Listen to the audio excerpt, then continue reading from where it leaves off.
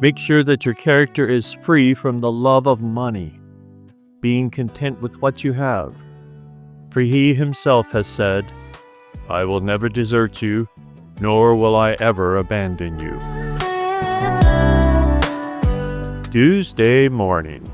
And here's something I've noticed about us as human beings. We have a hard time being content with where we are. We're always looking a little farther down the road.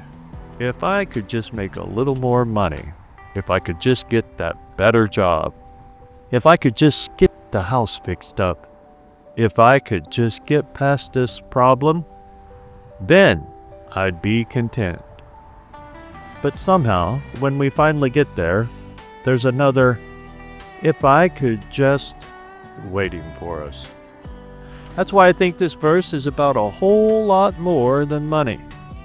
The writer says, be content with what you have. Then immediately gives us the reason why. For he himself has said, I will never desert you, nor will I ever abandon you. Now notice something. Our contentment isn't supposed to come from having everything we want. It's supposed to come from knowing who we have.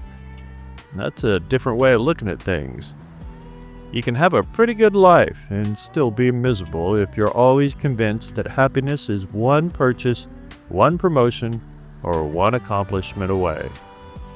And you can have very little and still have a deep sense of peace if you know you're not walking through this life alone. Think about riding a bicycle. Sometimes you get a tailwind, and man, that's nice. You barely have to work, and you're flying down the road. And then the road turns, the wind changes, and suddenly you're riding straight into it. You didn't do anything wrong. The road just changed. And that's life sometimes. We get seasons where everything seems to fall into place. And then suddenly we're working twice as hard just to make the same progress. If our peace depends on the wind always being at our back, we're going to have a pretty miserable ride. But if our peace comes from knowing God, the Most High, is with us, then the wind doesn't get to decide whether we keep going. And that's the promise sitting right there in Hebrews 13 verse 5. I will never desert you, nor will I ever abandon you. That's a strong promise. It doesn't say I'll be with you as long as things are going well, or I'll stay as long as you don't make any mistakes. He says, I will never desert you. And sometimes that's what we really need. Not more stuff, not another distraction or things to chase. Just a reminder that we're not alone.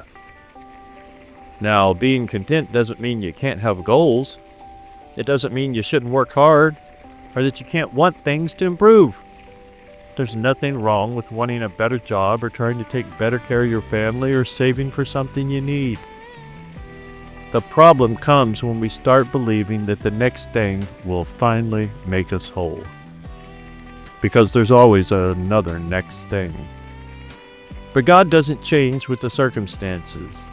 He's there when the bank account looks good, and He's there when it's bone dry. He's there when the road is smooth, and He's there when you're climbing a gravelly hill. He's there when you know exactly where you're going, and He's there when you have absolutely no idea what comes around the next corner. So here's the application for today. Take a look at what you've been chasing lately and ask yourself honestly, am I thankful for what God has already given me, or am I convinced I'll finally be happy when I get something else? There's nothing wrong with wanting better, but don't miss what you already have while you're waiting for what you want. Look around. Thank God for the people in your life. Thank Him for the food on your table and for another morning. This morning, thank Him for another day to get on the bike and ride down the road. And most of all, remember His promise. I will never desert you, nor will I ever abandon you. That's where our contentment as believers begins. Not in having everything, in knowing that we have Him. So take a breath this morning. Be thankful for what you've got. Let go of some of that chasing and keep pedaling. The road doesn't have to be perfect for the journey to be good. Thank you for joining me here today, my friends, my family, and the rest of you folks out there that might be riding along and listening. I hope to see you here again tomorrow morning. And until then, Abba willing. Shalom, shalom.